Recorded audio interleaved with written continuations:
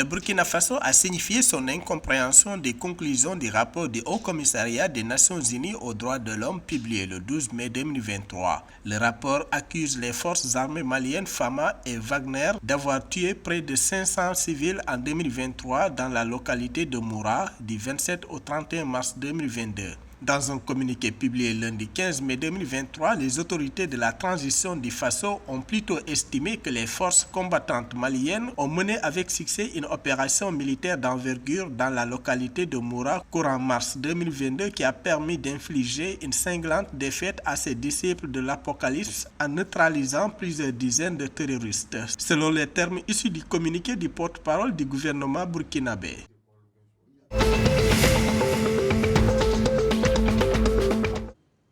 Le gouvernement du Burkina Faso a adopté un plan d'aide aux personnes vulnérables de 215 milliards de francs CFA lors de son conseil des ministres du mercredi 17 mai 2023, dont 70% ont déjà été mobilisés. Au nom du ministère de l'Agriculture, de l'Élevage et de la Pêche, le Conseil a recommandé un plan 2023 en faveur des personnes à risque d'insécurité alimentaire et de malnutrition visant à améliorer l'accès à l'eau potable, aux intrants agricoles et aux équipements de production. Il s'agit aussi d'améliorer l'alimentation du bétail, a fait valoir le gouvernement. Le plan d'un coût total de 215 milliards de francs CFA, dont 70% déjà mobilisés, a introduit des innovations et fourni un terrain de jeu important par rapport à la configuration initiale.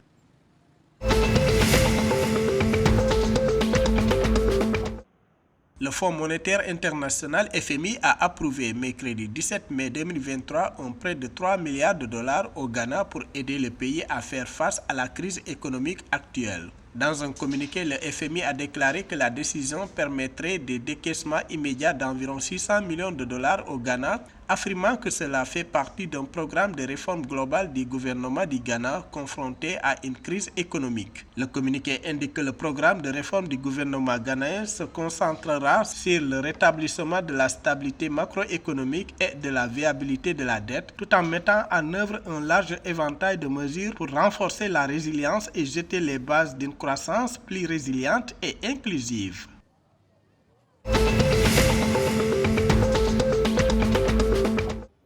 Le Sénégal prévoit de livrer les premiers barils de pétrole au projet pétrolier Grand Tortue et Ahmeyim et au projet Sangomar d'ici la fin de 2023. L'annonce a été faite par le ministère du Pétrole et de l'Énergie le 17 mai 2023. Ce dernier a assuré que l'État sénégalais avait pris toutes les mesures nécessaires pour surveiller le développement pétrolier et gazier. Le ministère a déclaré que la loi sur le contenu local et la gestion des ressources et l'allocation des ressources a été adoptée à cette fin. A noter que le projet Grand Tortue Ahmeyim que le Sénégal partage avec la Mauritanie avance très bien et est achevé à 90%.